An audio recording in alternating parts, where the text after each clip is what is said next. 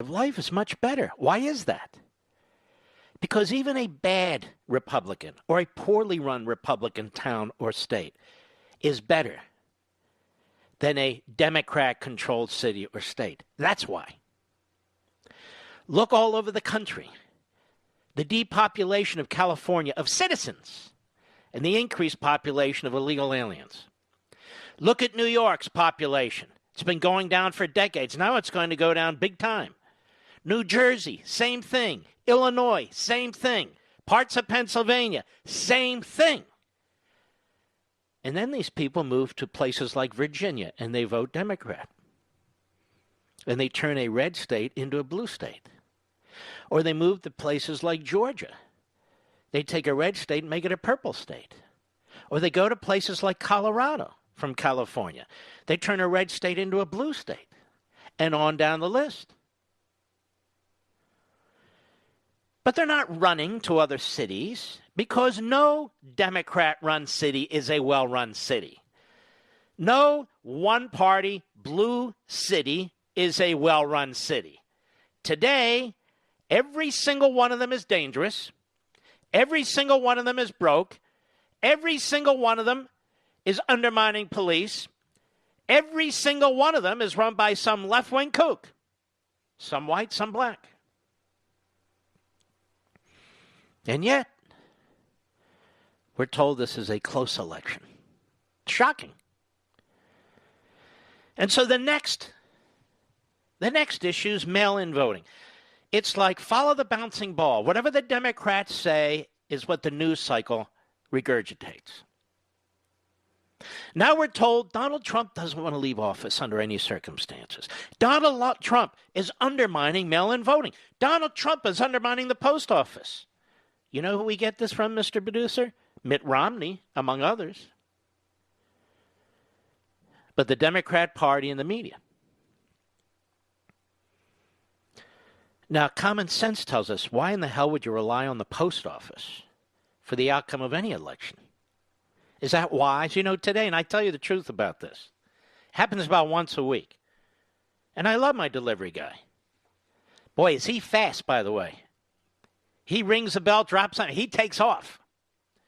Because of COVID, I guess he's afraid to answer a door. So I always get these stickers on the door that I have to go to the post office. Anyway, I got another letter, like I did last week, addressed to a neighbor 5 houses down. Now, if this happens to me, because he knows who I am, I can imagine this happens to all of you from time to time. Well, imagine all of a sudden they're mailing out 60 million ballots, and you're mailing back 60 million ballots. How's that going to work out? Plus, you have the state voter lists, which are a disaster, particularly in the blue states, because that's the way they want it. Anytime an organization like Landmark Legal Foundation would go into these states to try and require voter ID or try and require them to clean up their voting list, and so they fought it. And in some cases, they won. So you literally have voted. Let me ask you this. I'll prove this to you. When you moved, some of you have moved in the last 5 years. Let's put it that way. When you have moved from county to county or state to state, did you call your election office and tell them to remove you from the voting rolls? Of course you didn't. Well, guess what? Many of you are still on the voting rolls, 2 voting rolls. Mr. Producer, I told you, he got a mail-in ballot in his old home in the Bronx, and he got one in his new home in Westchester, New York. That's 2 ballots. How about people in California? Can they keep track of this? No state keeps track of it. Most of them don't want to. And so you have the post office, which is a great institution, quite frankly, but still, it's so much mail, it can't get it right. Not all the time. And you have the states, and we have ourselves when we move and so forth. These are built-in problems, and no amount of money can fix it. No amount of money can fix it. And so now the Democrats, they want to have a hearing in the middle of the Republican convention. Nobody talks about that. It's purely another Pelosi show trial. I have an article here today, by the way, as a side point. The headline from SanFranciscoGate.com, the Chronicle, the 2020 San Francisco exodus is real and historic. A massive exodus from San Francisco. These are the people who run the Democrat Party at the highest levels and want to run the country.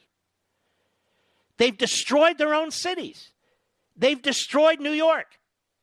Schumer, Gillibrand. They've destroyed San Francisco. They've destroyed Minneapolis. I've never seen so many cities go up. You know, even during the Civil War, we didn't see so many cities burning. And they're burning all over, west, south, east, all over the country. The Democrat Party, once again, may I say. There is an exodus out of San Francisco, and the numbers are staggering. That's a quote. If we have time, we'll get back to that. San Francisco used to be a fabulous place. Fabulous. New York. Everybody loved New York. Everybody spoke so highly of the first responders. I wonder what they'll do on 9/11. Will they talk so highly about the first responders? But there was a great piece at the Blaze over the weekend, and so I circulated it to all my talk show buddies, some of my TV buddies, put it up on my site, pushed it out as fast and as hard as I could because it's important. By Paul Saka at the Blaze. Just to show you how the media are corrupt all day on the Sunday shows. I pulled this up to the Sunday shows. Here we have Trump advisor knocks universal mail-in voting, says U.S. Postal Service won't be ready. ABC Stephanopoulos spars with Trump advisor mail-in voting. When the votes are thrown out, that shows the system's working, says Stephanopoulos. He's always been an idiot. Sanders labels Postal Service funding dispute a crisis for American democracy. Goes on. Poll. Well, that goes on and on. So one Sunday show after another. All of them. Mark, do you have any evidence? We have tons of evidence. And we have tons of evidence how this is structurally impossible. And I posted some of it over the weekend on my Facebook and Twitter sites. Mark Levin Show Facebook, Mark Levin Show Twitter. It's all up there. Then this guy, Jake Sherman at Politico, said, that wasn't us. That was some expert, Professor Gumbatza over there. He's the... And yet they ran the story with Professor Gumbatza, fake name, I can't remember the guy's name. And they never challenged it. So they took no responsibility for it? Pathetic. There are so many examples of not just one or two, but hundreds of thousands of ballots being mishandled. In one state after another. Tens of thousands in other states. And from west to east, and everything in between. The issue is, where hasn't there been a screw-up? Not where are the examples of screw-ups? So I want to get into this. I'm not doing hit and run. I've got so much to get to, but I've got to do each one properly. Okay? That's what I do. When we come back, flashback. Thousands of United States Postal Service mailboxes were removed during the Obama-Biden administration. What? And the chief of staff to the President of the United States, Mark Meadows, was on TV and he said, you know all these mailboxes and everything else that are being addressed to move? Yes. That was the original plan under Obama and Biden. Oh! Wow. Maybe they'll conduct another hearing like they did with Bill Barr. They'll have a hearing. I reclaim my time, I reclaim my time, I reclaim my time, where they just beat their chests. I'll be right back. Mark Levin.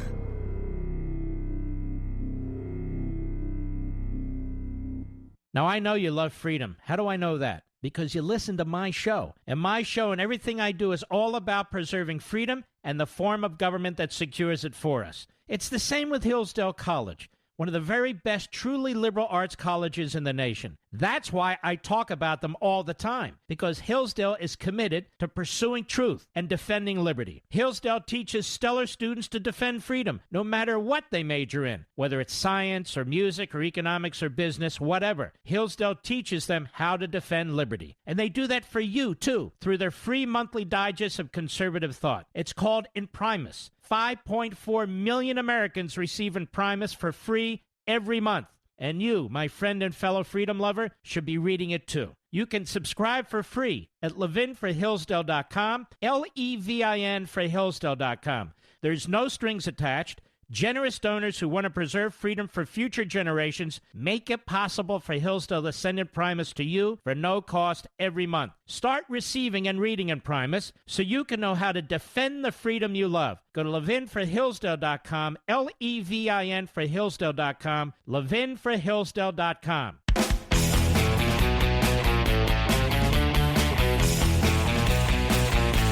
Former President Barack Milhouse Benito Obama accused Donald Trump of purposely attempting to sabotage the U.S. Postal Service in an effort to alter the results of the 2020 presidential election. I've told you from day one, they feel they'll win either way.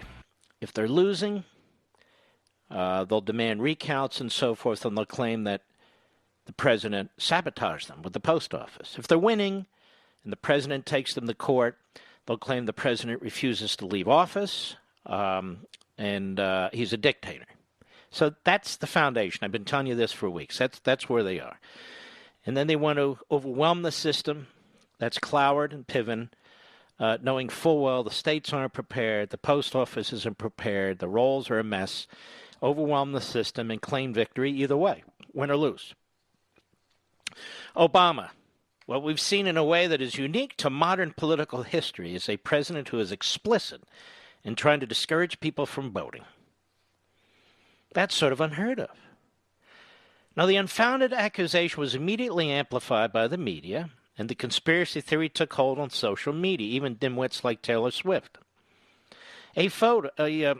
Presumptive Democratic presidential nominee Joe Biden embraced the conspiracy theory that mailboxes were being collected in Portland as a form of voter suppression for the election in November.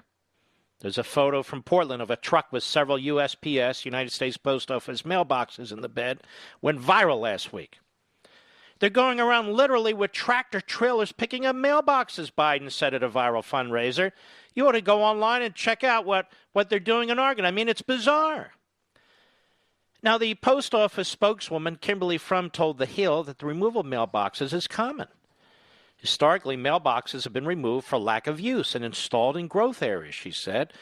Relocating low-use boxes to high-traffic areas such as shopping centers, business parks, grocery stores for increased customer convenience. When a collection box consistently receives very small amounts of mail, for months on end, it costs the post office money in fuel and work hours for letter carriers to drive to the mailbox and collect the mail. Removing the box is simply good business sense in that respect. It's important to note that anyone with a residential or business mailbox can use it as a vehicle to send outgoing mail. So in other words, stick it in your own mailbox. USPS spokesman Steve Dougherty told Boston.com that many mailboxes are being repaired or replaced with newer ones. These trucks are on the street daily, he said. They're part of our field maintenance fleet. So for Biden, it's like a UFO. My God, they're moving the mailbox. My God, look at this, everybody. Because he's sitting home watching porno on his computer, and there it is. It flashes across the screen. Post office. This is why you may see one box on a corner that previously may have had 2 or 3 side by side. With declining letter volumes, we try to keep the system efficient. In short, this is all routine maintenance, he said. There's no effort underway to reduce collection boxes. I wonder what LeBron James thinks. In fact, ready? In fact, between 2011 and 2016, there were roughly 14,000 United States Postal Service mailboxes removed, which was during the Obama-Biden administration. Anyone remember Biden complaining about that? A 2009 Washington Post article stated, quote, in the past 20 years, 200,000 mailboxes have vanished from city streets, rural routes, and suburban neighborhoods. More than the 175,000, more than that, remain. The U.S. Postal Service says it removes underperforming mailboxes, those that collect fewer than 25 pieces of mail a day after a week-long density test, the report read, echoing what the spokesman for the post office said last week. Because of the hysteria over the relocated mailboxes, the United States Postal Service said they would not remove any boxes until after the election. We're not going to be removing any boxes, said spokesman Rod Spurgeon to NBC News. After the election, we're going to take a look at operations and see what we need and don't. They're bleeding debt. They're bleeding money. And this is one small way they have to try and control their spending. And they do it every year. But now it's Trump. And it's the Trump Postmaster General. And they're removing mailboxes, no doubt, from minority communities to prevent people from voting by mail. No, they're not.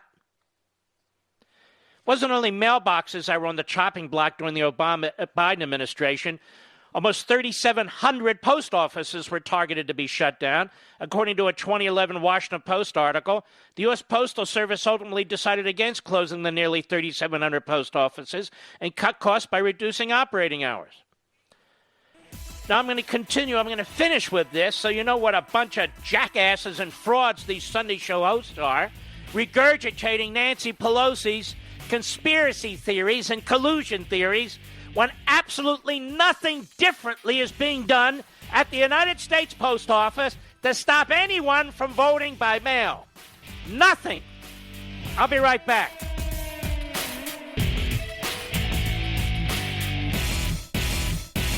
Now, I know you love freedom. How do I know that? Because you listen to my show. And my show and everything I do is all about preserving freedom and the form of government that secures it for us. It's the same with Hillsdale College, one of the very best truly liberal arts colleges in the nation. That's why I talk about them all the time, because Hillsdale is committed to pursuing truth and defending liberty. Hillsdale teaches stellar students to defend freedom, no matter what they major in, whether it's science or music or economics or business, whatever. Hillsdale teaches them how to defend liberty. And they do that for you, too, through their free monthly digest of conservative thought. It's called Imprimis. 5.4 million Americans receive Imprimis for free every month. And you, my friend and fellow freedom lover, should be reading it too. You can subscribe for free at levinforhillsdale.com, Levin for Hillsdale.com. There's no strings attached. Generous donors who want to preserve freedom for future generations make it possible for Hillsdale to send Imprimis to you for no cost every month. Start receiving and reading Imprimis so you can know how to defend the freedom you love. Go to levinforhillsdale.com, Levin for Hillsdale.com, levinforhillsdale.com.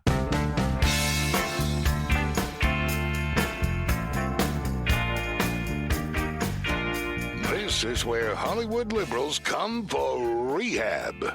The Mark Levin Show is back at 877-381-3811. You know, folks, I try to use this show as a sort of a modern Thomas Paine. I'm not saying I'm of the level of a Thomas Paine. I'm saying I'm trying to use this show as a modern Thomas Paine. And by that, let's reimagine, shall we? That's a word that the left loves. Let's reimagine. In other words, I think I'm a broadcasting pamphleteer. That's what I try to be. So I go deep into these subjects. So if you take notes, or you don't have to take notes, you just think about what I'm saying, you can then go forward at the dinner table, at the breakfast table, with your friends, with your colleagues online, and make the points. And I'm providing you with the substance behind the points. And you can always go to marklevinshow.com, the mothership website, marklevinshow.com. And we have a recap of the program that's up there about an hour after the end of the program. You can always go to Mark Levin Show Facebook, Mark Levin Show Twitter, where I put tons of information out for you. Again, I'm using every platform I have. Radio, my Fox show, Levin TV, my social sites, every platform I have. My podcast, to push the information out. Because my theory is, as was Thomas Paine's way back then, it's like whisper down the lane, except you don't have to whisper. Shout. Get the message across. The attacks on the president and the Postmaster General by the Democrats and the media is a coordinated scam on the American people. Because they know they're going to overwhelm the Postal Service. They know there's going to be an enormous number of errors because of the states and their voting systems. And one of the things that was never said on a single one of these Sunday shows is that the states, under our constitutional system, are in charge of the voting processes, not the federal government, not the president. States are making decisions about how they will allow people to vote, when they will allow people to vote,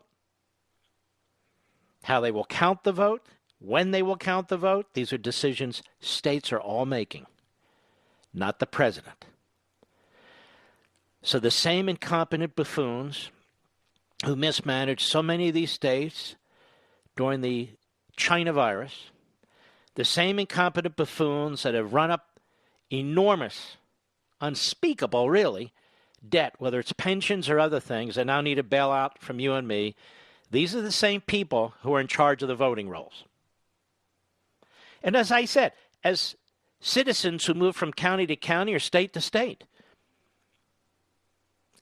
if a state is not going to check its voting rolls, if you don't contact them and take your name off the voting roll, in many cases, it's still there.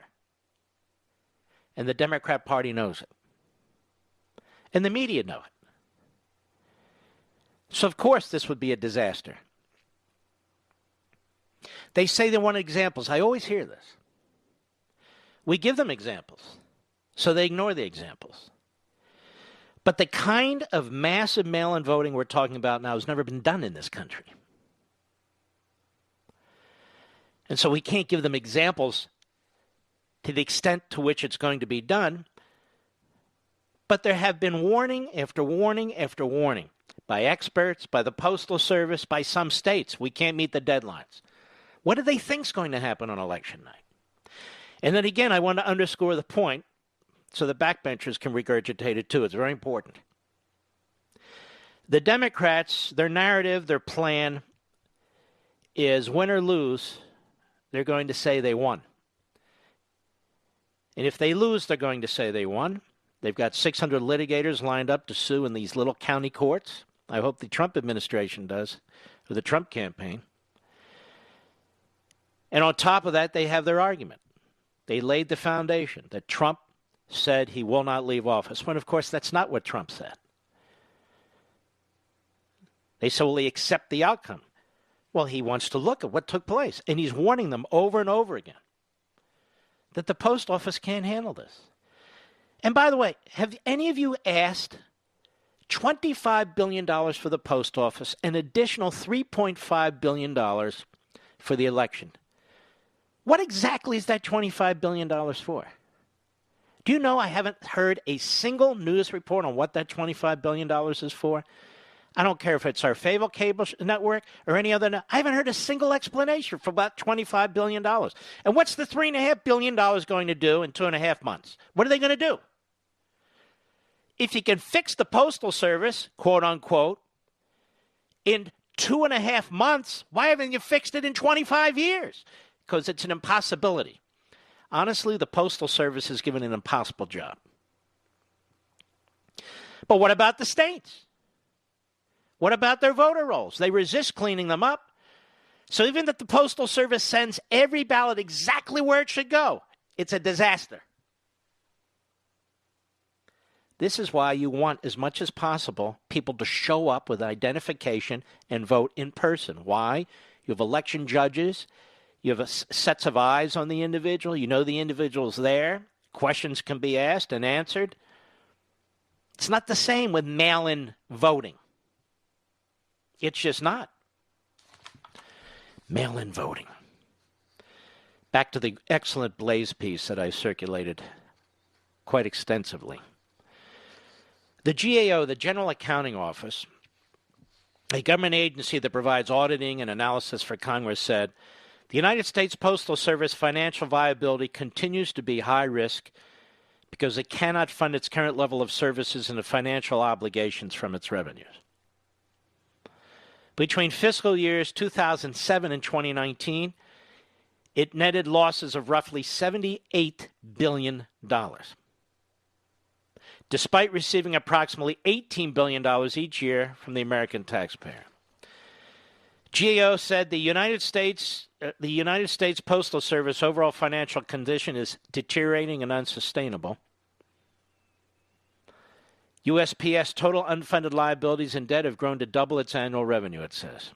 Now, even Barack Milhouse Benito Obama knew that the U.S. Postal Service was a money pit, but he is a leftist demagogue. He'll burn the country down in order to rebuild it in his own Marxist belief system. You see it now.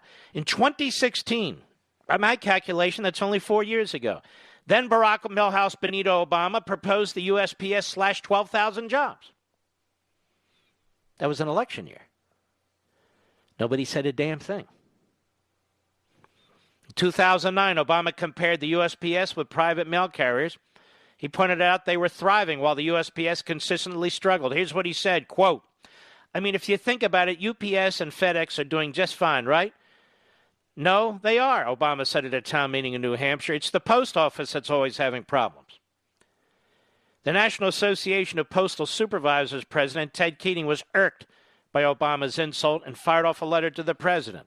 He reportedly said that there was, quote, collective disappointment that you chose the Postal Service as a scapegoat and an example of inefficiency.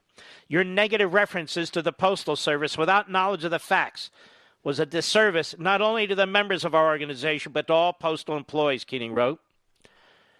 So it appears that Obama also tried to kneecap the Postal Service in some ways in 2016. So there is no sabotage, there is no plot when it comes to the mailboxes themselves. And so the Postal Service and the Postmaster General under the President of the United States has announced that they will not move any postal boxes during the course of this election. By the way, the first in God knows how long. That's really quite incredible. Obama and Biden never did that. You know, it's like the swine flu. These guys screwed up the swine flu. They screwed up the vaccine. They did nothing right, according to Ron Klain, who's, of course, reversed course because somebody slapped his knuckles. Nothing right, all luck. And all of a sudden, Joe Biden's going to fix it. How? He never tells us. I would have done this earlier. I would have done this. He didn't do anything, didn't say anything relevant at the time. Nothing. Nothing. Now, when we return, what are they saying about mail-in? They're saying the president is trying to sabotage it. The president is beating the pots and pans, warning the American people that their states, particularly these Democrat states, are creating a chaos. They're going to create chaos on election night and thereafter. He's warning the American people. He's warning these people to cut it out. And so what do? They blame him. This is a plot. This is a plan. They accuse the president of trying to sabotage the Postal Service. Well, the truth is they're trying to sabotage the election. That's what the Democrats are doing. They figured, look, we thought we had it in a bag in 2016. Then we tried a spies. We tried a coup. We tried a criminal investigation. We tried impeachment. This guy gets elected again. We'll never get him the hell out. So let's beat him up front. If we lose, we win. If we win, we win. It's that simple. I'll be right back. Mark Levin.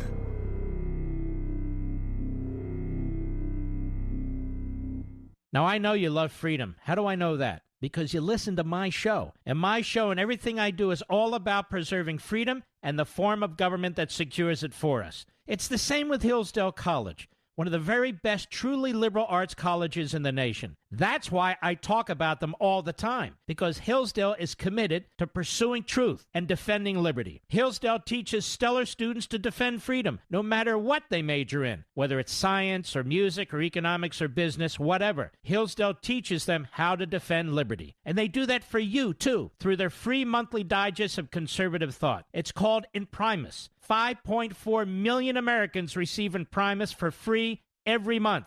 And you, my friend and fellow freedom lover, should be reading it too. You can subscribe for free at levinforhillsdale.com, Levin for Hillsdale.com. There's no strings attached. Generous donors who want to preserve freedom for future generations make it possible for Hillsdale to send Imprimis to you for no cost every month. Start receiving and reading Imprimis so you can know how to defend the freedom you love. Go to levinforhillsdale.com, Levin for Hillsdale.com, levinforhillsdale.com.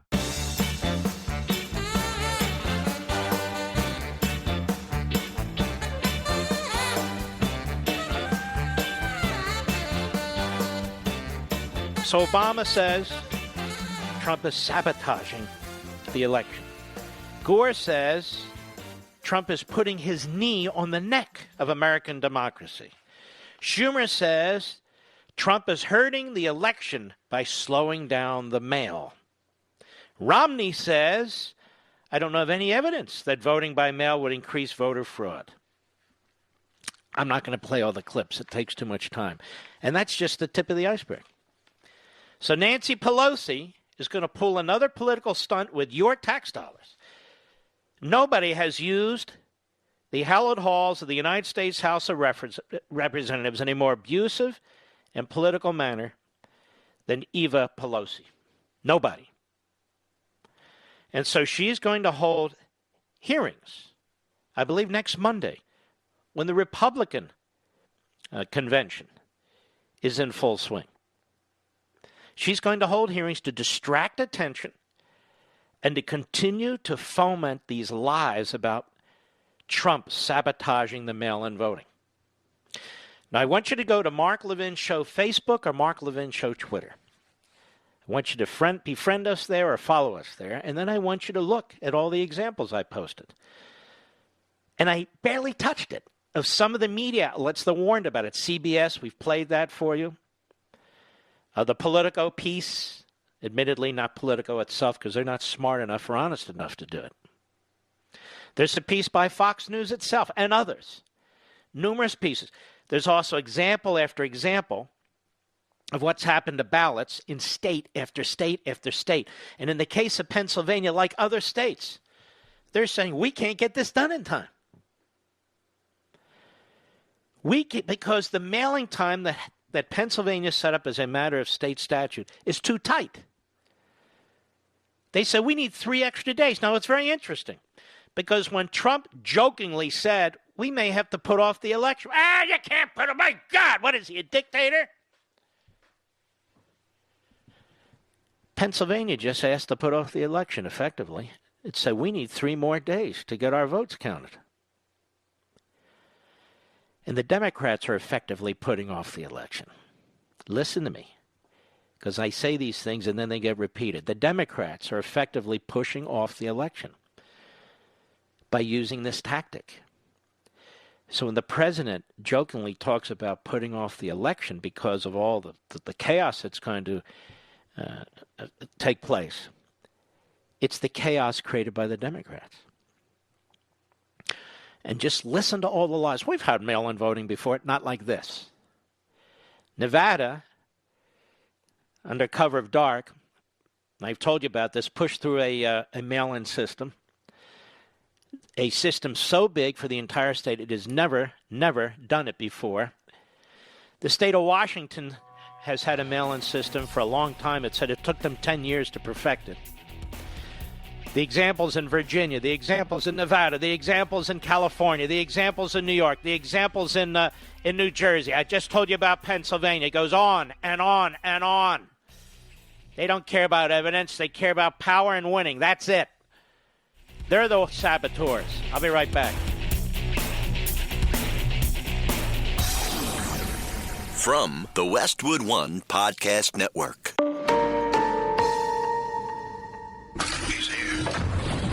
here. Now, broadcasting from the underground command post, deep in the bowels of a hidden bunker, somewhere under the brick and steel of a nondescript building, we've once again made contact with our leader, Mark Levin. Hello, America. Mark Levin here. Our number, 877-381-3811, 877-381-3811. You know, there's been a few articles out there over the course of the last week or so. One was in the New York Times. One was by this woman, Cynthia Tucker, who's a radical nut job. There have been others popping around out there because Media Matters puts information out, even though it is a left-wing hack operation. And these news sites or columnists, they're always watching Media Matters because they're left-wing kook operations too. And in one of my Levin TV episodes, they must subscribe over there at Media Matters, and we want to thank them. I talked about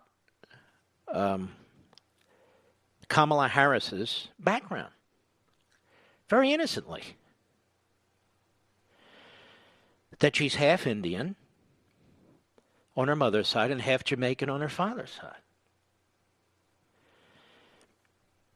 And I said, how does that make her African American? You would have thought that I attacked her race, that I attacked her genitalia, I didn't attack anything. I didn't attack anything. You know, we have to listen to this race talk all the time. We're lectured about it. We have to listen about reparations all the time, and I'm thinking through what these folks are telling us on the left. Okay, I thought what we're talking about when it comes to an African American, people who were brought into this country against their will and enslaved against their will. They were slaves. And therefore, African Americans, for purposes of our history. Now, there are people, obviously, who come here from the continent of Africa. And if they become citizens, they're African Americans too. But nothing like that happened to Kamala Harris's ancestry. It's just not the case. So I get lectures like I don't know that there were slaves brought to Jamaica and other Caribbean islands and so forth. Of course there were. Yes, there were. So if you go back, what they're saying is, well, she is. It does have some African ancestry. Okay, I have some kind of ancestry 5 generations back. I don't even know what it is. So we're really not talking about that. I mean, her father wrote about the fact that one of her ancestors by blood was also an Irishman who owned a large plantation in Jamaica and had somewhere around 200 slaves. And so if we're going to talk about identity politics and race, why can't we be honest about it? Because they want to shut it down. Well, why do they want to shut it down? They want to have these discussions. I want to participate, and I'm not allowed to talk about it. Or that's what they would have you believe. It's like Obama. His father is black. His mother's white. But you could never say he's the son of an interracial marriage. Why? Isn't that a good thing? Yes, it's a good thing. But you're not allowed to talk about that. Period. Why? Because for the radical identity politics crowd, they get to choose what you can talk about. They get to choose what history is. Because they're creating narratives. So Kamala Harris, I am told by those lecturing me, is an African American. But by any common sense of what that means, no, she's not. But why does it even matter? That's been my whole point. She's clearly a black American.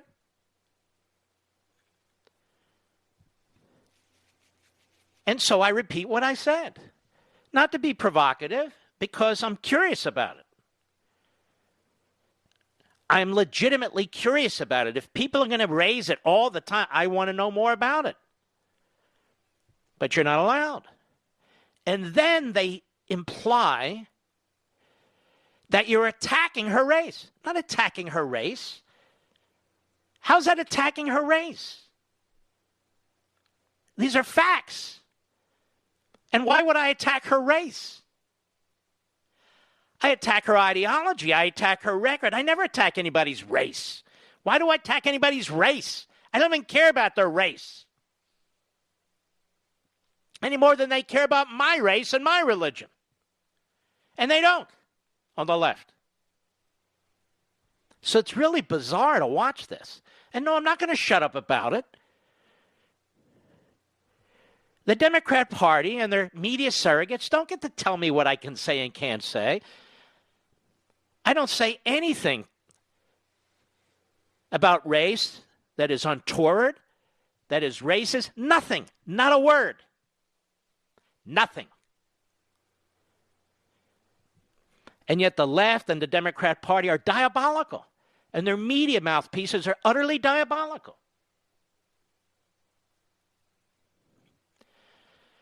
You know, I went into, years ago, I did this Ancestry.com. I was curious. They tell me, I don't know if it's true, I've got a Finnish background, I've got some Ukrainian background. I thought we were all Russian, but we're not. Okay, so what? I'm curious about it. No, you're Russian, that's it. Why? Facts are facts. Facts are facts. It's interesting, in these same articles, the one in the New York Times, the one by this Tucker and other ones, they don't talk about her Irish background, ancestry. Because if you follow their logic, she's as much Irish as she is African. Now, is that a bad thing? Why is that a bad thing?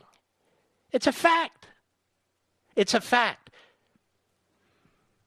And so I'm not going to be silenced. I'm not saying anything that's inappropriate or provocative or anything of the sort. They said I was ranting about it. I wasn't ranting about it. I was noodling over it.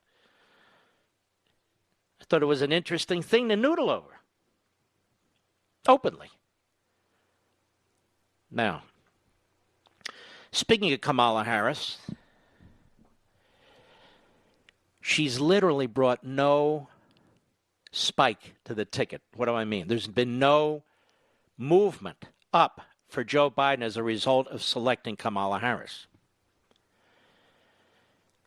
It's not clear to me even now. Why did he pick Kamala Harris? Well, some people said because he said he would pick a woman of color. But why that woman of color? What did he think he would get? What kind of bounce did he think he would get? We talked about this early on, last week, as a matter of fact, when it happened. What did I tell you? She was rejected. And I was the first to explain this. She was rejected by her own party.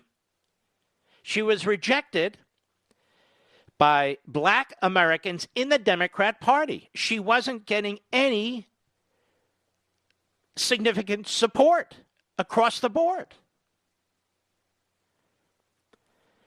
It had nothing to do with her race. It had to do with her. She doesn't, in my view, come across as a genuine person. She comes across as somebody who is climbing a ladder aggressively, no matter what it takes. She'll say what she has to say. She'll do what she has to do, which is why you'll see a lot of the press saying she's not really an ideologue, she's a moderate.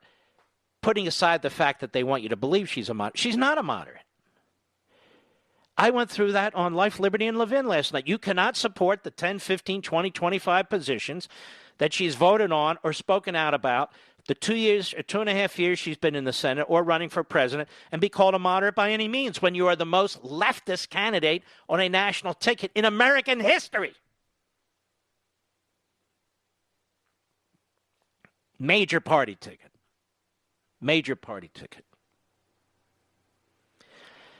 And then we looked at her term as a DA and her term as a Attorney General of the state. And what do we get out of that? Not only did she have a left-wing agenda, but when she moved from the left-wing agenda, what was it for?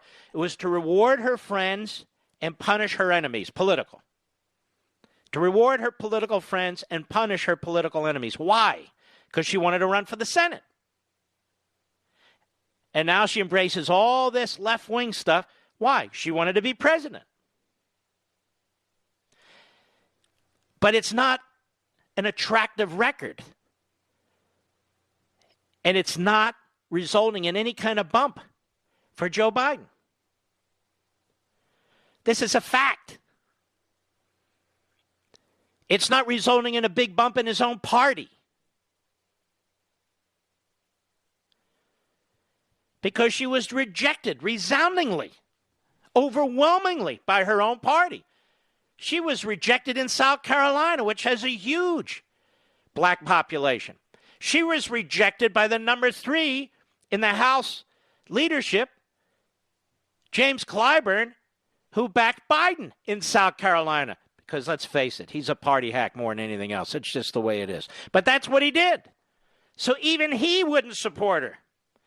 Republicans had nothing to do with it. I had nothing to do with it. That's their fight within their own party. And she wasn't backed by the top African American in the House of Representatives, the most senior, James Clyburn. She was not. She was not backed by the voters in these various states. They didn't even have a chance to vote. She was at 2 or 3%. That's it. And now we keep hearing she's historic, she's brilliant. Look what these right-wingers are doing. Right-wingers aren't doing anything. There's nothing to do except talk about her record, which in my view, from my perspective, is abysmal. It is confounding. My buddy Craig Shirley even wrote this piece. It's confounding why he chose her. You know, Reagan picked, you have this ridiculous piece by Rahm Emanuel. And I just have to say, Matt Drudge, boy, you not only have gone to the other side, you're lost, my brother. You're absolutely lost. To link to him and all the other kooks, I mean, at least have some serious, even if you're going to move to the left, at least show some seriousness. He says this is like the 1980 election. As Craig Shirley writes, and that's not linked up there, of course, from Newsmax, 1980 election, George Bush came in number 2. Reagan wanted to unite the party, so he picked George H.W. Bush because George H.W. Bush had a following. And like Shirley says, this is perplexing why he picked her. It is perplexing why he picked her. Maybe they'll win, maybe they won't, but it's perplexing. And I think he's quite right. This brings unity within the Democrat Party?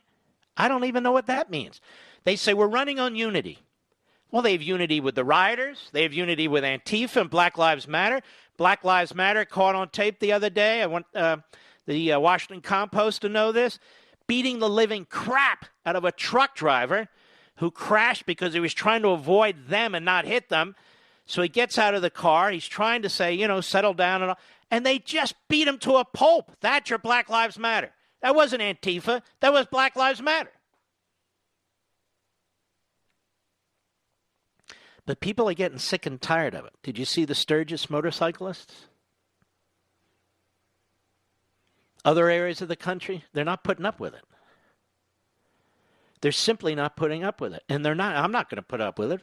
Nobody's going to put up with it where I live. Just not going to do it. And but this unity the Democrats talk about, is there any example of the unity for the country? They try and take out a sitting president. They call us names. They call him names. What are they talking about unity? It was Barack Obama who started much of this, truthfully. And now his running mate, his vice president, wants to pick up where he left off.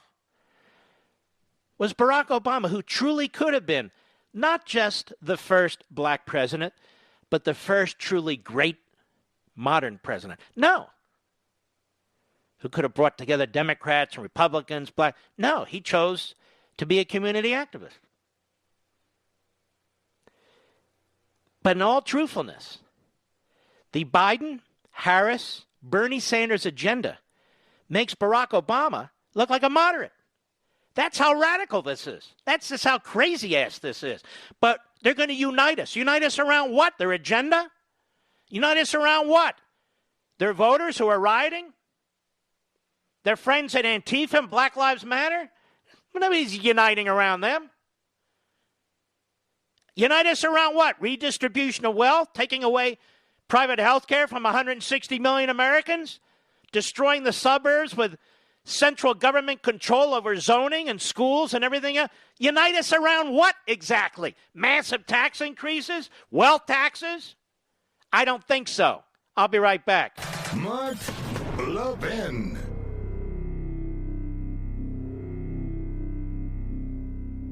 It's been reported that Americans are overpaying on car insurance by over $21 billion. But searching for a better deal can take hours and typically results in a barrage of unwanted spam calls. Until now, thanks to thezebra.com. TheZebra.com is the nation's leading car insurance comparison site because it's the only place you can compare quotes side by side from over 100 providers and choose the best for you in 90 seconds or less. Plus, they'll never sell your information to the spammers, so you won't get all those unwanted calls or emails. You just answer a few questions on a simple, fast form, and they find you the best rates and coverage in your state. TechCrunch calls the Zebra Kayak for auto insurance. Now, the best part is that it's completely free. You can save up to $670 a year using thezebra.com. Whatever your economic situation, the Zebra is committed to helping you save. How much can you save on car and home insurance? Go today and start saving at thezebra.com/Levin. That's thezebra.com/Levin, spelled THEZEBRA.com/LEVIN.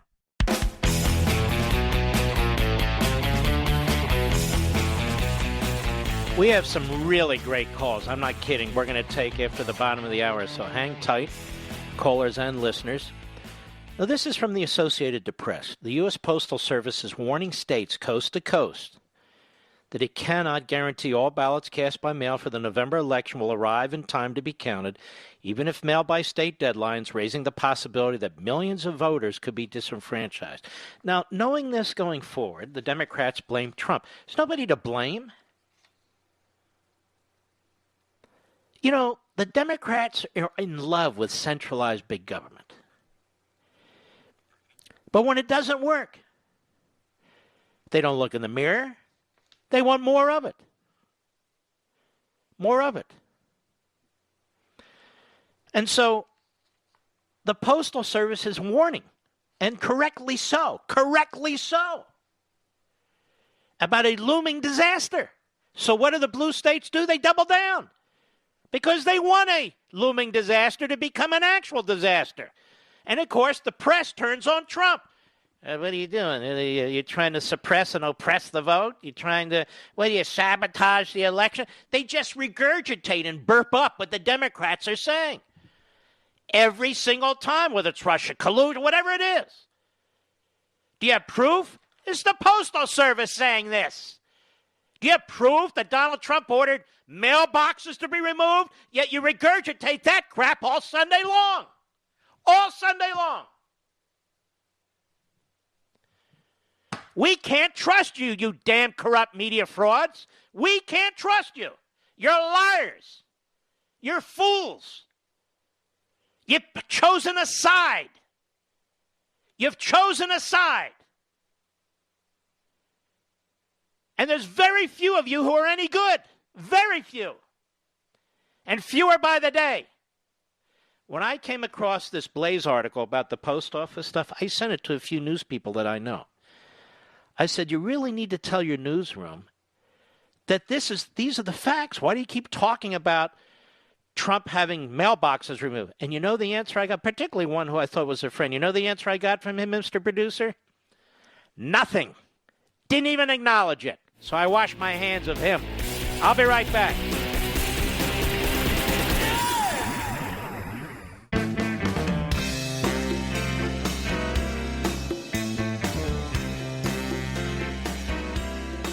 When Mark Levin was a kid, his teachers didn't like his snide sense of humor. Today, they still don't like it. Call Mark Levin now at 877-381-3811. If you haven't tried Super Beets Soft Chews, you're really missing out. Super Beets Soft Chews. They combine non-GMO beets with a powerful new ingredient, grape seed extract. Now, the grape seed extract used in Super Beets Chews has been clinically shown to be 2 times as effective at supporting normal blood pressure as a healthy lifestyle alone.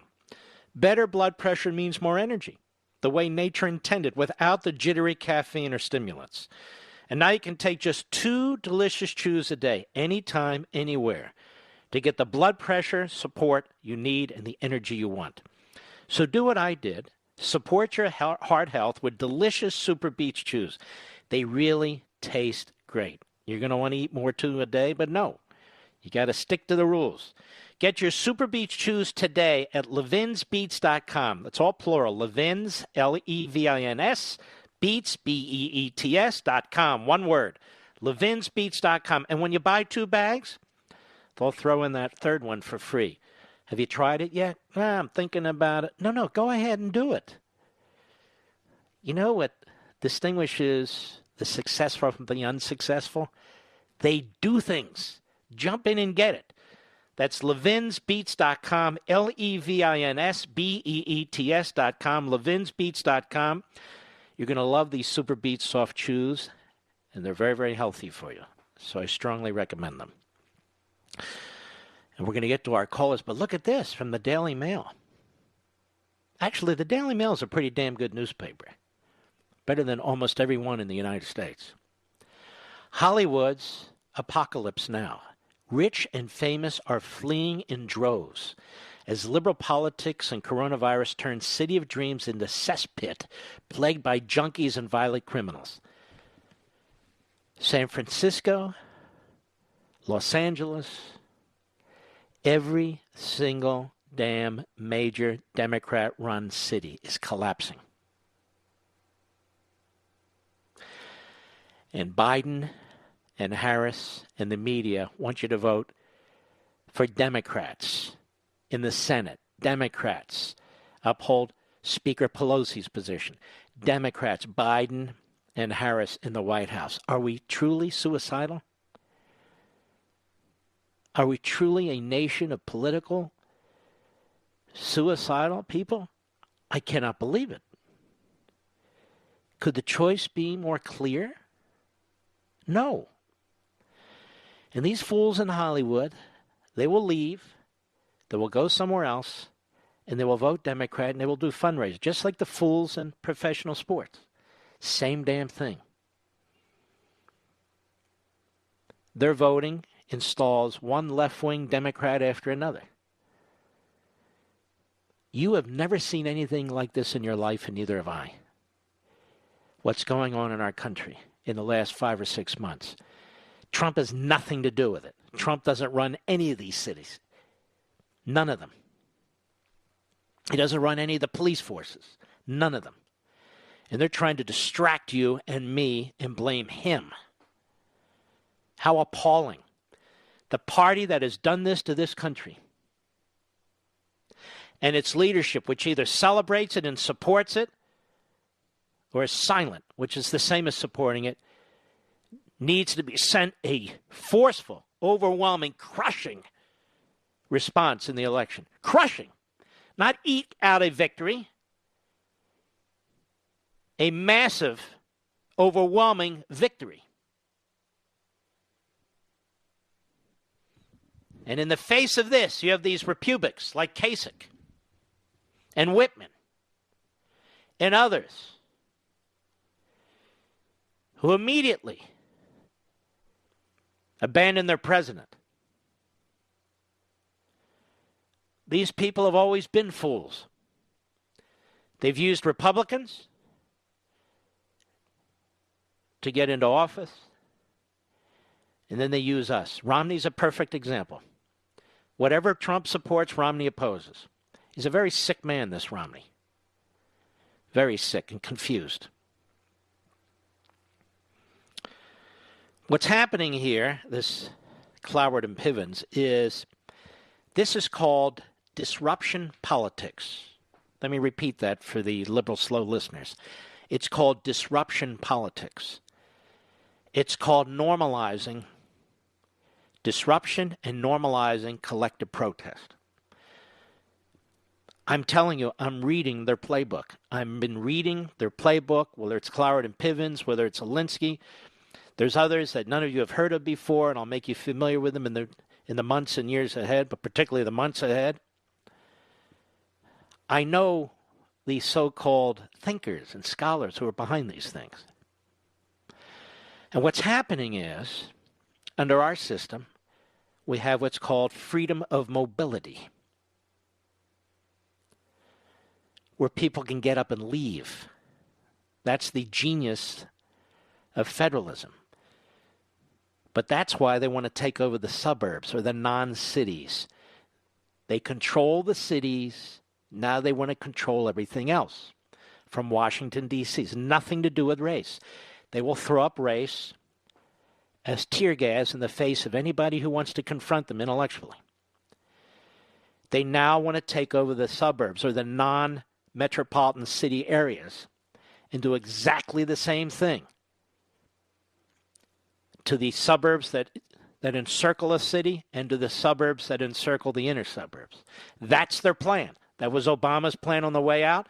It's Biden's plan now. It's Bernie Sanders' plan.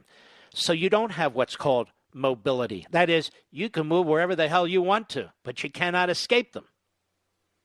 You cannot escape their edicts. You cannot escape what they demand of you. So while I use the word depopulate, while these cities are depopulating, while these states are depopulating, the Democrats have a plan to address that. You can move to Florida, you can move to Tennessee, you can move to Texas, but we're going to reach into your communities. We're going to control your zoning. We're going to control your density. We're going to control your school systems. We're going to control your transportation hubs. We're going to control your parks. We're going to control all of it by twisting the language of the 1968 Federal Housing Act. And if you dare to object, we're going to accuse you of being a racist. That's exactly what's going on. You look at Portland. Portland is 72% white. There's no diversity issue there. I say tongue-in-cheek. Seattle's over 60% white. What's Black Lives Matter doing in Portland and Seattle when most black lives are not in Portland or Seattle? Because Antifa was founded in the United States in Portland. And Seattle's not all that far away. It wasn't founded in New York. It wasn't founded in Philadelphia. It wasn't founded in Baltimore. It wasn't founded in sort of these old eastern cities. No, it was founded in Portland. Why? Because it's mostly white. Marxists are mostly white. Marxists are mostly college graduates who've been indoctrinated and brainwashed by tenured Marxist professors. That's why. So now people are escaping. They're escaping our cities because there's no hope. People are leaving New York in droves. People are leaving L.A. These are our two biggest cities. They're leaving Chicago, our three biggest, in droves. They can't get out fast enough. Those who can get out. So we're now ceding our big cities to the Marxists and the criminals. Because politically, there's no way out. Politically, there's no answer.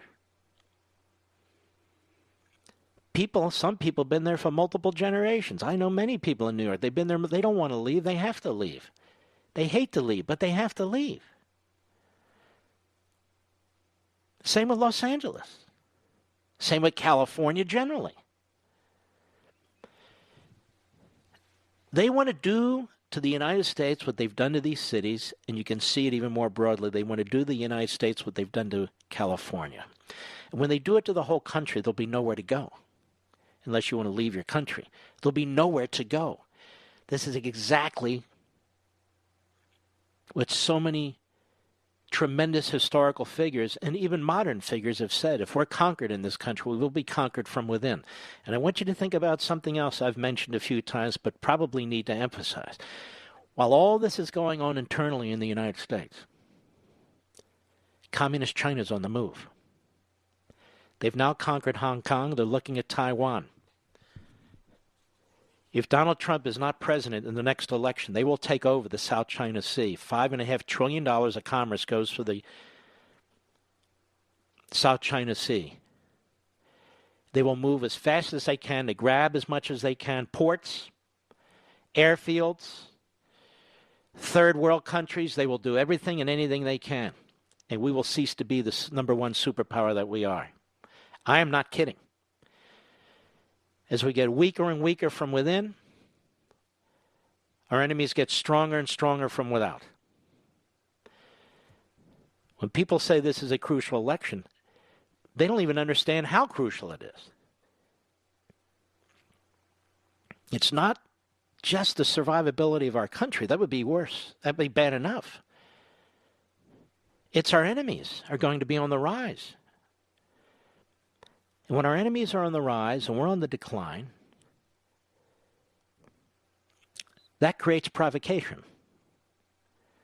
Provocation can lead to war. I'm not kidding.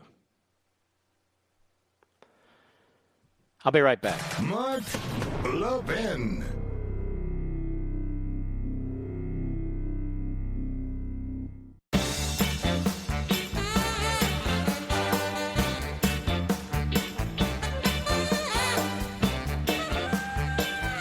As we slowly adjust to a new normal, we still need to be smart about how we do business. Luckily, there's Stamps.com to make things easier. I cannot recommend them strongly enough. They're just superb. With Stamps.com, you can print postage on demand and avoid going to the post office. And you'll save money with discounted rates you can't even get at the post office. Stamps.com also offers UPS services with discounts up to 62% and no residential surcharges. So whether you're a small business sending invoices, an online seller shipping out products, or just working from home and need to mail stuff, Stamps.com can handle all of it with ease. Right now, my listeners get a special offer that includes a 4-week trial plus free postage and a digital scale without any long-term commitment. 4-week trial plus free postage and a digital scale without any long-term commitment. Now, you've heard me talk about this for years. It's time to jump in. Success versus no success. Just go to Stamps.com, click on the microphone at the top of the homepage, and type in the word bunker. Stamps.com, enter bunker. Stamps.com, at the top of the homepage, type in the word bunker. All right, Sandra, Bel Air, Maryland, Sirius Satellite. How are you? Hi, I'm good. Hi, Mr. Levin. I'm very excited to talk to you. My pleasure. Little background. I sell on eBay, so I've been following a lot of this postal information because I remember when, in 2013, they were talking about taking a Saturday delivery away for, I believe it was first-class mail. And I don't remember anybody yelling about voter suppression. Right. In fact, anytime the post office has come under scrutiny by Congress or a president and they've cut here and cut there, you've never, ever heard about sabotaging the mail-in voter system, have you? No. And they're always they're always they're always over budget, they're always needing money, and nothing ever gets fixed. Mm-hmm. That's right. Same old, same old. And I don't know what this 25 billion's going for. The 3.5 billion apparently is a magical number that suddenly everything's going to work. Now, we know that's not true. We know a lot of this is out of the control of the post office. I said these voter rolls are a disaster. Yes. I would love, though, President Trump to put in some kind of something to say this is what we should do to prevent people from having to vote by mail. Well, he said, show up and vote.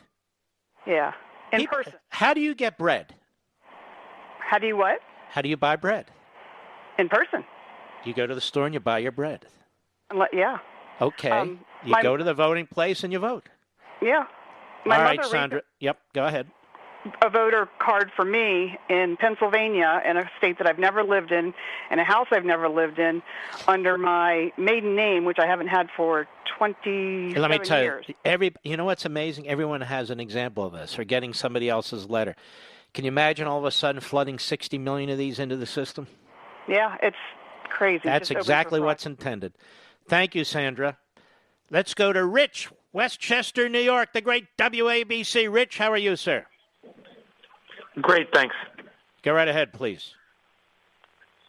Rich, go right ahead, please. Speak. All right, I don't know what's going on. I got to move on. He had a good story to tell, Mr. Callscreen. I don't know what happened, but we can't wait all day. Scott, Gainesville, Florida, the great WSKY. Go. How you doing, Mark? Okay. I'm 25 years old. Most of my friends in my age group that I talk to about politics dislike President Trump a lot. They say that his allegations about mail-in voting are just a big conspiracy theory. But they completely ignore ballot harvesting, where they take advantage largely of the elderly, other low-information, gullible people. People need to understand what ballot harvesting is. It's when people go to somebody's home to collect their ballots. They go in to collect their ballots. They'll go into a nursing home to collect ballots. They'll go wherever they are to collect ballots and say, see, these have been dated, these have been signed, but they didn't get them in. This is called harvesting after the vote is counted. And so you had 6 Republicans who won on election night in 2018, and after this harvesting, they lost. Who's ever heard of anything like this before? It's outrageous. Go ahead. Yeah, and I mean also the fact that when you're voting by mail, you've got 3 or 4 people touching your ballot, as opposed to when you yourself are the one putting the ballot in the machine, where it's only you and your vote. But who else is there? A judge. They call him an election judge. You got both parties represented. You have clerks. You have an election judge. All that bureaucracy that is set up in that system at your precinct to make sure everything goes properly, that there's no hanky-panky. So when somebody receives a ballot and sends a ballot in, we have no idea what's going in between sending the ballot and sending the ballot back in. Nothing. Yeah, and I mean, you give your ballot to the mail guy. You're assuming that he's doing what he should be doing with it, and then whoever else after that is touching the ballot. You have no idea all the people that are putting their hands on it. And also, but even before you get to that, should that person have received a ballot? Can they vote? How many ballots have they gotten? Did the ballot go to the House for somebody else to vote and sign? Did it go to the individual? There's nobody who can check any of this. Period. Exactly. This is worse than the Florida case with the Chads. This is just it's just appalling, and this is exactly why they put it in place in California and some of these other Democrat states. And they realize they keep winning, and they win big, and then they can challenge elections and still keep winning, and that's their plan for this election. All right, Scott, thanks for your call. I appreciate it. We'll be right back. From the Westwood One Podcast Network.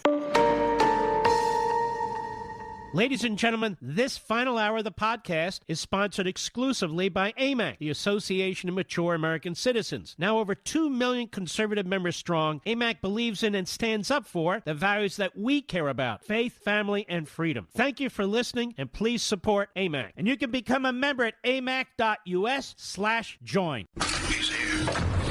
He's here. Now, broadcasting from the underground command post, deep in the bowels of a hidden bunker, somewhere under the brick and steel of a nondescript building, we've once again made contact with our leader, Mark Levin. Hello, America. Mark Levin here. Our number, 877-381-3811, 877-381-3811. The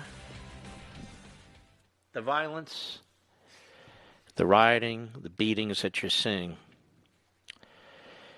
the way this has to be put down is these people have to be put down, violently if necessary.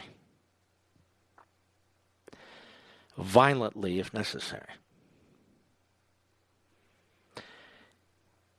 They are following an ideology that insists on using violence as the first option, not as a second or third option. They are at war with the social compact and the civil society.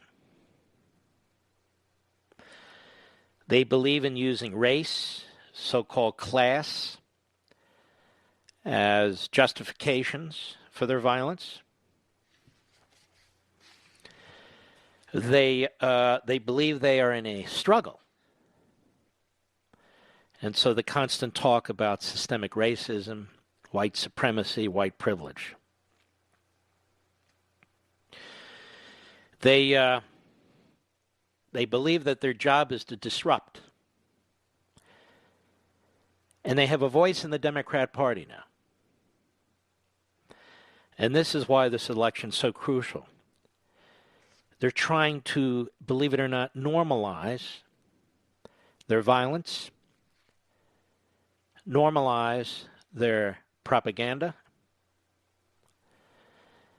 and normalize their objectives. Now, if you choose to watch the Democrat National Convention, the virtual convention, this is what you need to understand. Watching a political party that's history is given to violence and its history is given to inhumanity, with some respites over a period of 200 years. But it is the normalizing of violence, of Marxism, that is really something that needs to be focused on here. It's the Democrat Party. That's why AOC has even 60 seconds tonight. That's why Bernie Sanders has 8 minutes. Bernie Sanders knows what he's helped unleash here.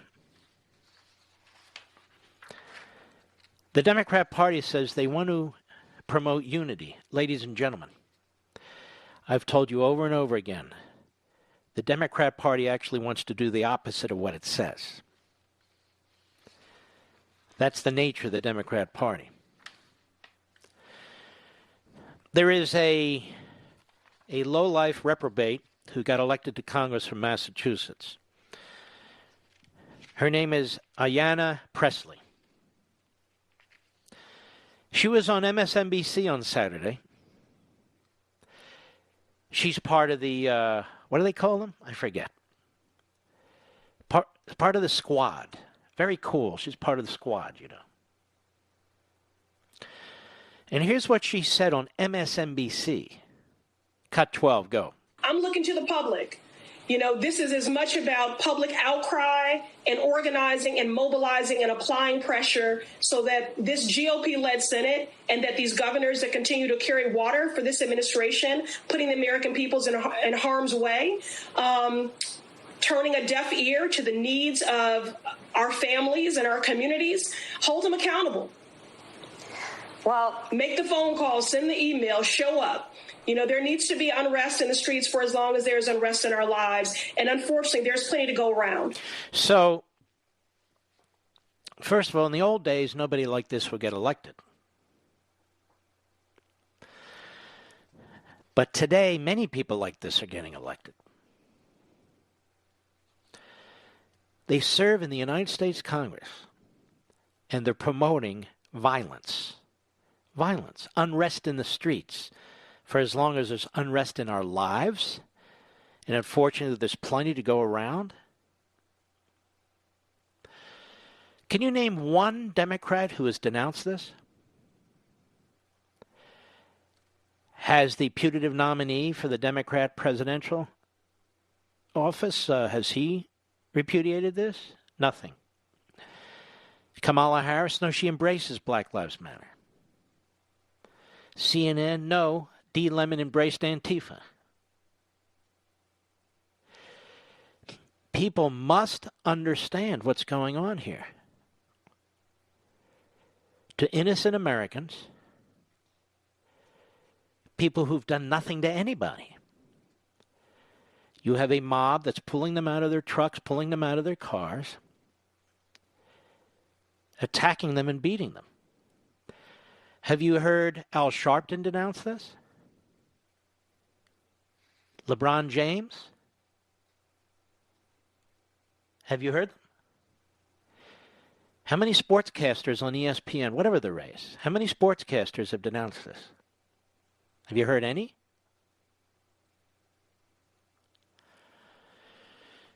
No, you haven't. Will there be one speech tonight or any night at the Democrat National Convention denouncing the violence? The Republicans who will be speaking, will they be denouncing the violence? No, they'll be denouncing the president.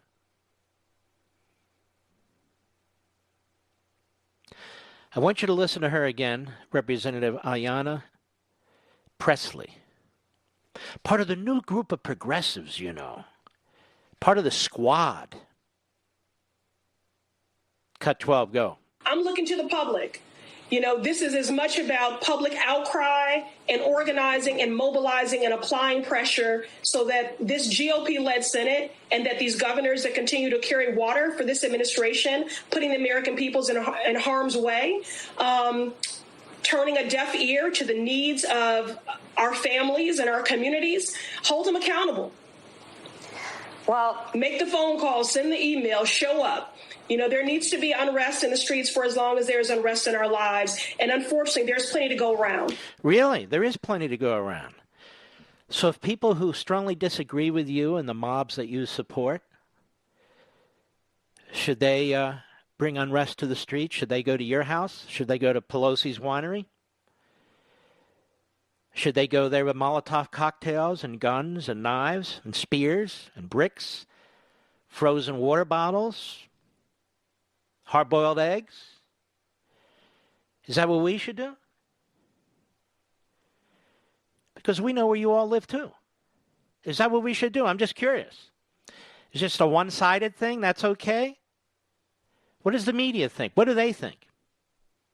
They think this woman's okay? They think what she says is okay? They're not even reporting it. This was done on MSNBC. MSNBC.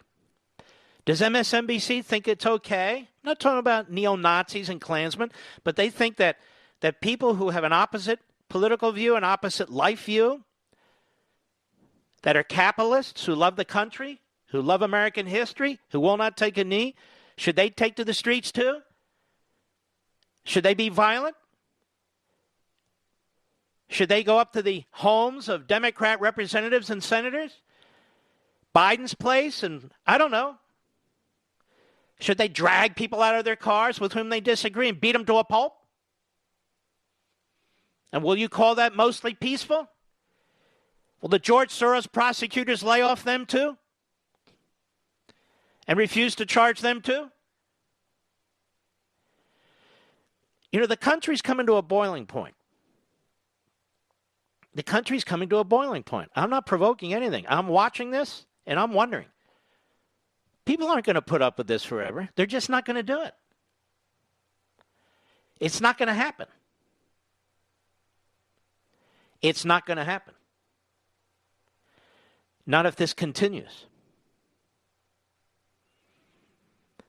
Now it's the law of the jungle. You know what that means? That means the civil society has collapsed, and now it's everyone for himself. You know what happens in situations like this in other countries? You have these localized militia groups. You have drug cartels that fill in the gap. They're heavily armed. You have police forces that just collapse. You have mayors, after a while, are moved out of office by hook or by crook. Look south of the border. This is where the criminals move in. the Marxists move in, all the lawless, uncivil, violent forces in society, for whatever the reason. Ayanna Pressley is a Marxist. I'm sick of this phrase, democratic socialist. They're not democratic socialists. She's a Marxist. Black Lives Matter is led by Marxists. Antifa is a Marxist organization. These corporations that are funding these candidates and funding these organizations, they are exactly the useful idiots the Russians used to say they are. Khrushchev said, we'll sell them the rope by which they hang themselves. That's exactly what's going on here with respect to these corporations. CNN is owned by AT&T. MSNBC is owned by Comcast. The Washington Post is owned by Amazon. And the list goes on. These multinational corporations do not appear to have any connection to American patriotism. Any. And hence they're news organizations.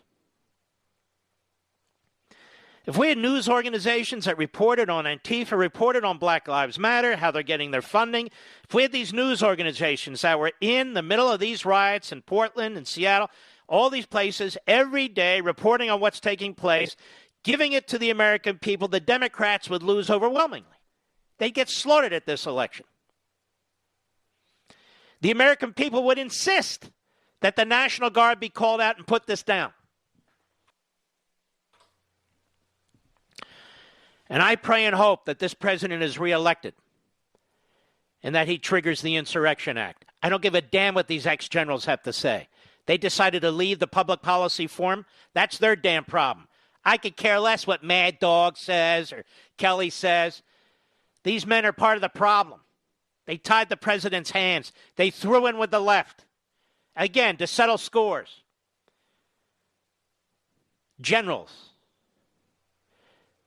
who didn't know what to do or chose the wrong side when it came to actually functioning within our society as opposed to going combat against other countries. Disasters. They don't like the president. They don't like their boss. So they throw the country under the bus, just like this guy Bolton. It's appalling. Ayanna, whatever the hell this moron's name is.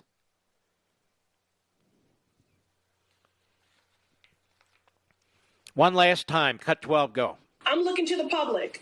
You know, this is as much about public outcry and organizing and mobilizing and applying pressure so that this GOP-led Senate and that these governors that continue to carry water for this administration, putting the American peoples in harm's way. So let's stop right there. You understand she's promoting violence, and she's promoting it through the vessel of the Democrat Party. You understand that, right? People are fleeing these Democrat cities, fleeing them. And she is a primary representative now of the Democrat Party, the future of the Democrat Party. A violent party throughout its history, whether it's slavery, whether it's segregation, and now whether it's Marxism. Never Americanism. Always the same damn thing. And those of you who think you're moderate Democrats, you think John Kennedy would have a shot at being nominated, let alone elected by this party? None whatsoever. None. Joe Lieberman, no way. Scoop Jackson, no way. No way. Even George McGovern would not be hardcore left enough for this party. I want you to understand what I'm talking about. These are Marxists, and they have a home in the modern Democrat Party. And they have said their number one target is Trump. Why? Because he stands between them and us. That's why. That's why I have no stomach for these never-Trumpers. Or no stomach for these guys that stand on both sides of the fence. Not now. Not with what's at stake. No damn way. I'll be right back. Mark Levin.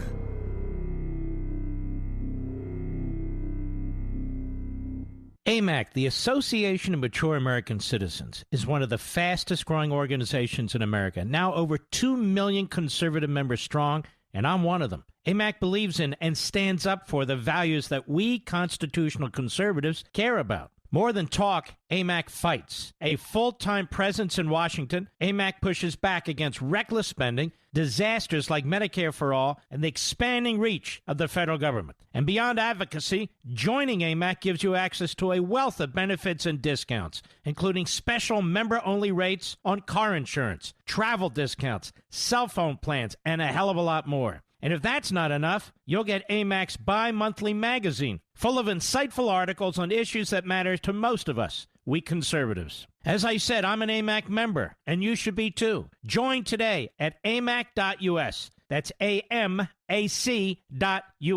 Stop supporting the liberal agenda that the other 50-plus organization has been pushing for. Join AMAC instead. AMAC.us.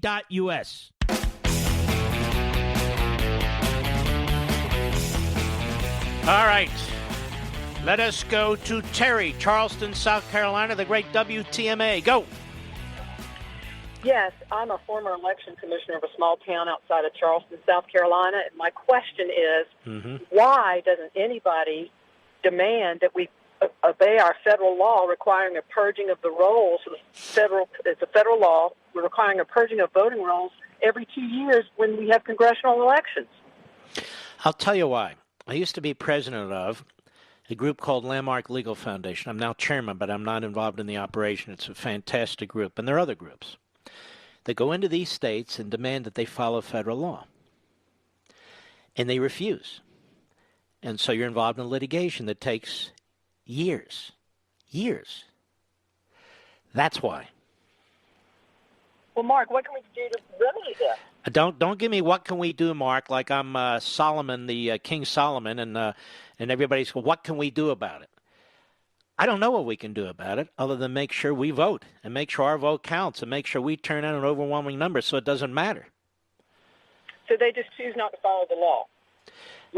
Ma'am, I was involved in lawsuits against these states. I'm not going to say what did you do and everybody else do, because you just say, well, then they refuse to follow the law. Our society is collapsing.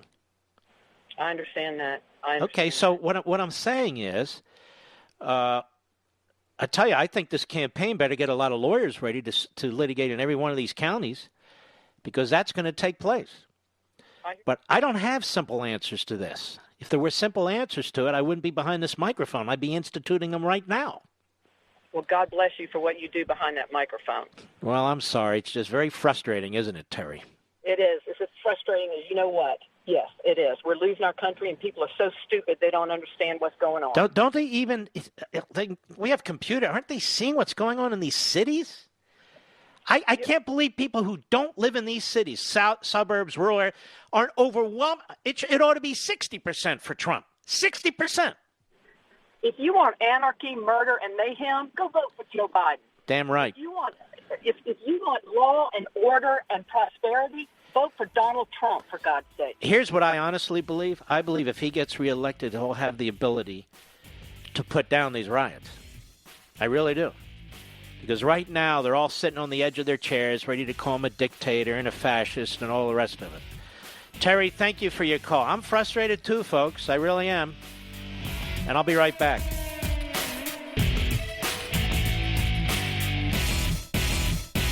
AMAC, the Association of Mature American Citizens, is one of the fastest-growing organizations in America, now over 2 million conservative members strong, and I'm one of them. AMAC believes in and stands up for the values that we constitutional conservatives care about. More than talk, AMAC fights. A full-time presence in Washington, AMAC pushes back against reckless spending, disasters like Medicare for All, and the expanding reach of the federal government. And beyond advocacy, joining AMAC gives you access to a wealth of benefits and discounts, including special member-only rates on car insurance, travel discounts, cell phone plans, and a hell of a lot more. And if that's not enough, you'll get AMAC's bi-monthly magazine, full of insightful articles on issues that matter to most of us, we conservatives. As I said, I'm an AMAC member, and you should be too. Join today at amac.us. That's AMAC.us. Stop supporting the liberal agenda that the other 50-plus organization has been pushing for. Join AMAC instead. AMAC.us.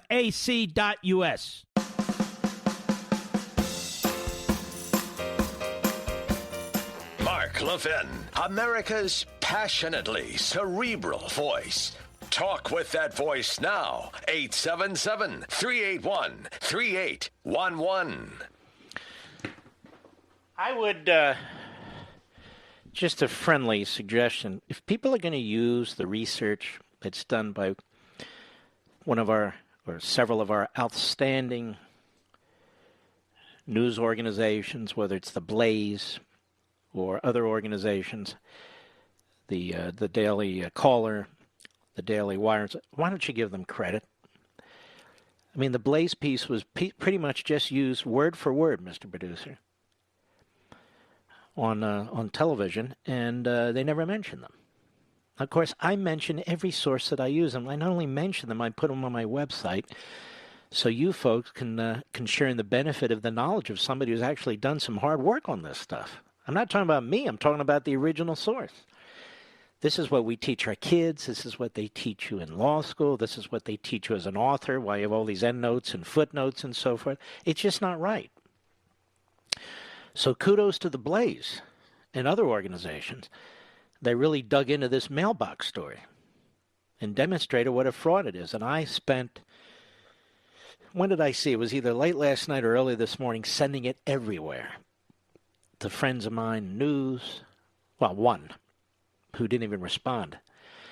Sent it to friends of mine at Fox, friends of mine in talk radio, friends of mine that have other websites. I said, look, this needs to get out. And it is getting out.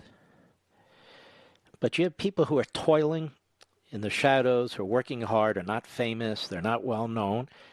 Give them some credit. It's like this show. When I have subs on this show, I give them credit. Some of them have gone on to get their own radio shows or their own podcasts. I couldn't be happier. Spread the word. Spread the platform. Spread the opportunities. That's a good thing. It's not a bad thing. I want you to listen to a brief statement by one of my heroes. Not the president, even though he is one of my heroes. Yes, he is. Considering what he's been up against, it's been really remarkable how he has handled himself. But another one is the Prime Minister of Israel, Benjamin Netanyahu, yesterday, on the Israel-UAE peace deal. Cut 14, go. We're making history, and we're changing history. Peace is a good thing, and this peace unites two of the most advanced economies in the world, Israel and the United Arab Emirates, and two of the most moderate. We're fighting Iran and the radicals who are trying to overthrow the entire order in the Middle East, subjugate people, propagate terrorism. So this is good for peace, good for security, good for prosperity. I think it's good for the United States and good for Israel. Mm-hmm. Last night at the end of Life, Liberty, and Levin, which was a terrific show, I thought, with two great guests, where we went deeply into Kamala Harris's background and into the press treatment of it all. I spoke at the end of the program specifically to Joe Biden.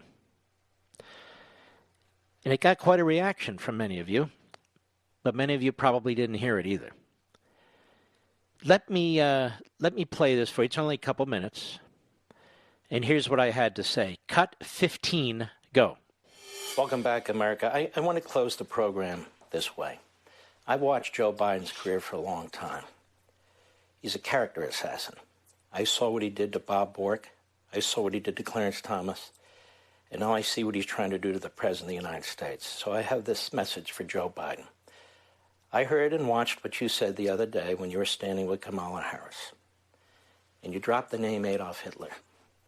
Your surrogates in the media do it. Your party do it. The number 3 Democrat in the House has done it. Nancy Pelosi has done it. It is disgusting.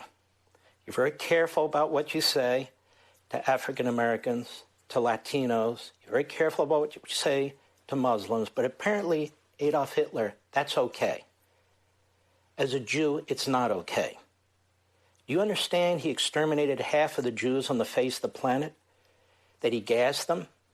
That he burned them in ovens? That there are mass graves all over Europe, unmarked? This president, Donald Trump, has done more for the state of Israel than any president in American history, modern American history. Certainly more than you and Obama, that voted against Israel in the UN, that withheld weapons from Israel when they were under attack by Hezbollah in the Gaza Strip, who undermined them every step of the way. And then, of course, cut a deal with Iran, which was an existential threat to the state of Israel, all of which this president had to reverse. Why don't you try getting out of your bunker, nose-to-nose debating, discussing the issues, what's going on in our cities under Democrat mayors? They're a disaster. What's going on in this country with the pandemic? You have no ideas other than to blame the President of the United States. And you chose a running mate, historic or not, who has the same personality and the same mindset as you do.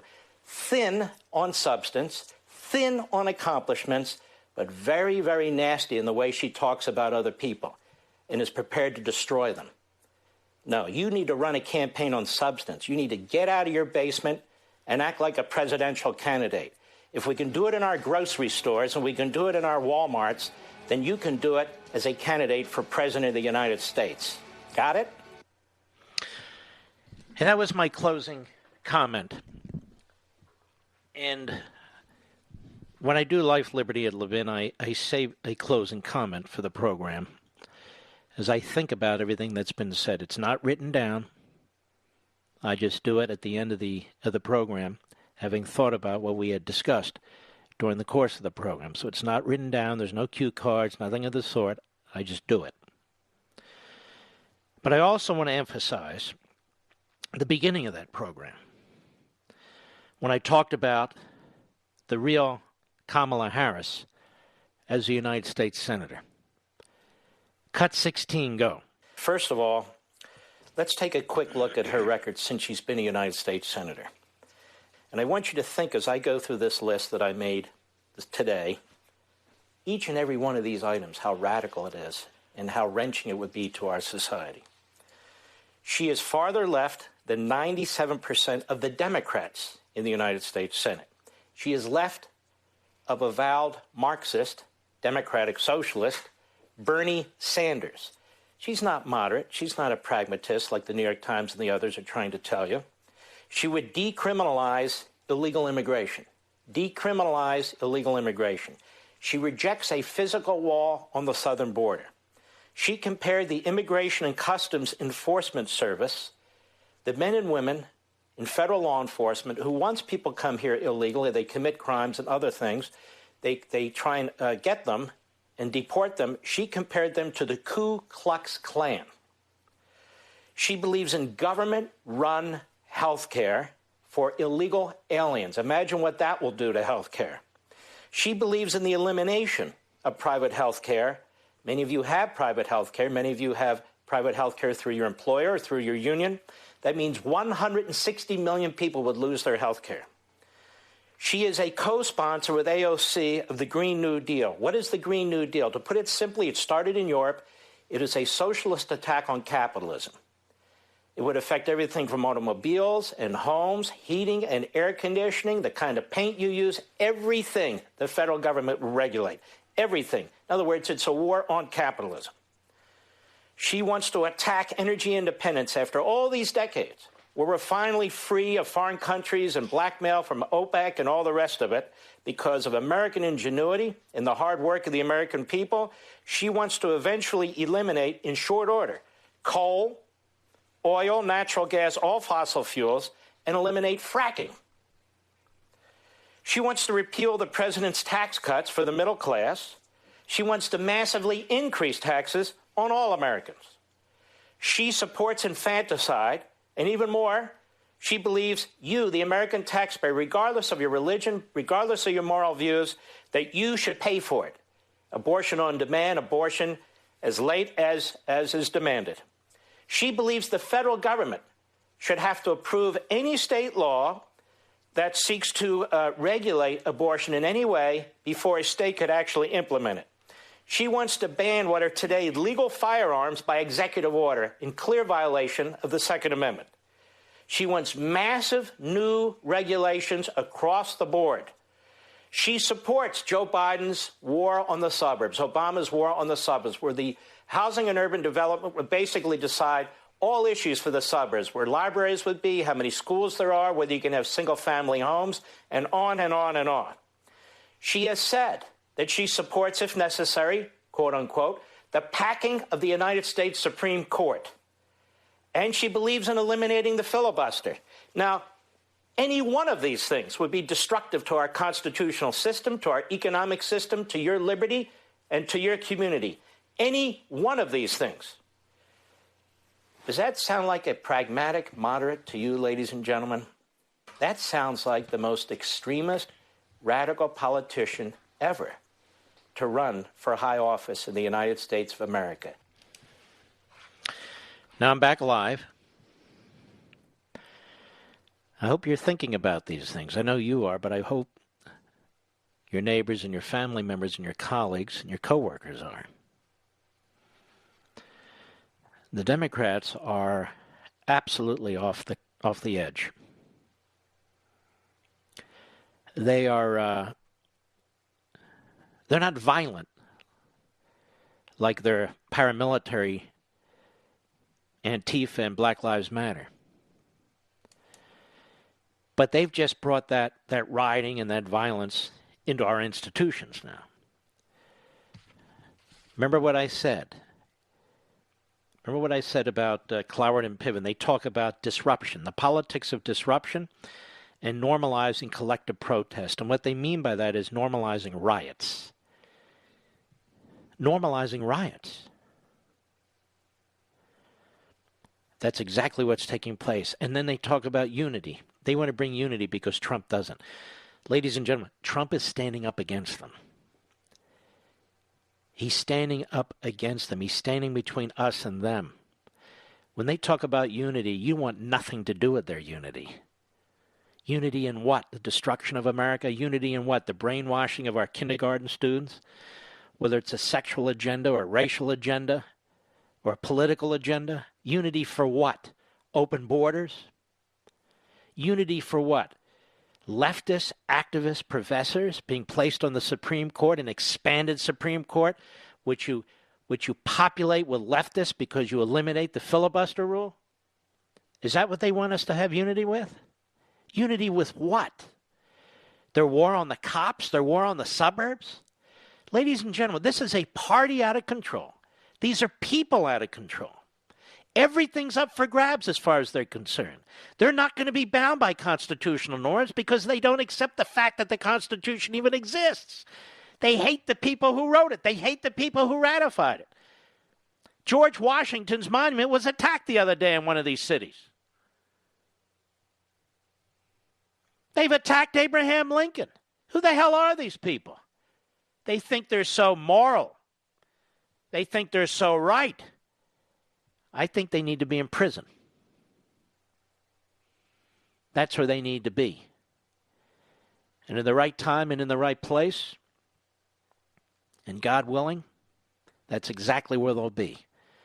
Not because of local mayors, not even because of governors, but because of the Insurrection Act that's been used dozens and dozens of times by presidents.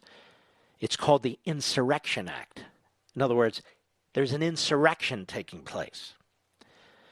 That act was passed during the Jefferson administration, and it's needed now more than ever. And I don't give a damn what Mattis and Kelly have to say. I'll be right back. Mark Levin.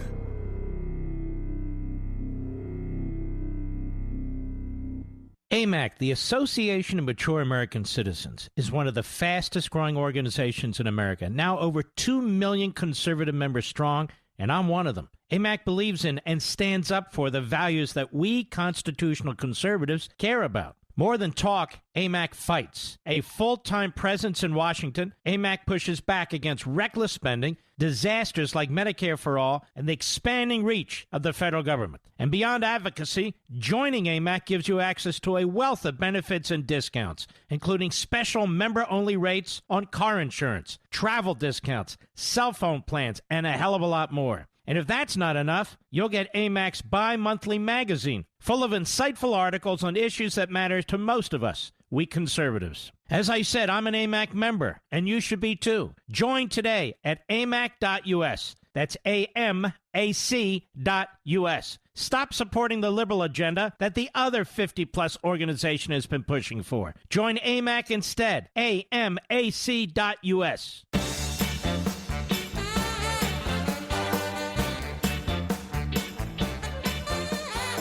Man, I had so much else I needed to get to and wanted to get to. Planning loopholes to bypass coastal protection laws on site made famous by TV show Magnum P.I. This is a story about the Obamas. You know, the environmentalists? Using loopholes to get around the environmental protection laws and regulations in Hawaii to protect the coastline. They purchased a property for $8.7 million through a close friend in 2015. They're planning loopholes used to preserve century-old seawall on the beachfront. Experts say such seawalls contribute to beach erosion. See, they're frauds. This is who they are. Then we have a story here about the Bidens, that they didn't meet the way they say they met. The claim is, it's a report, I don't know, that actually they committed, or she did, or they did actually, adultery. At the time, both of them were married. Touchy-feely, Joe, that can't be possible, can it? Then in North Korea, the disgusting puke inbred, he's put out the order that all dogs are to be turned in. They're running low on food, so all dogs will now be consumed. All dogs. Says only the bourgeois have dogs. Folks, stick with us, as always, but particularly now, as we go through the various issues leading up to the election. I will leave no stone unturned. I will not get busy in nonsense. This is important stuff. And I spent a lot of time researching and giving credit where credit's due. And I know you have 1,000 other things to do, which is why I'm blessed to have the smartest audience, Levinites, of any host. God bless you and thank you. I will be here tomorrow, same time, same place, just as vigorous, just as resolute. I'll see you then. God bless you. From the Westwood One Podcast Network.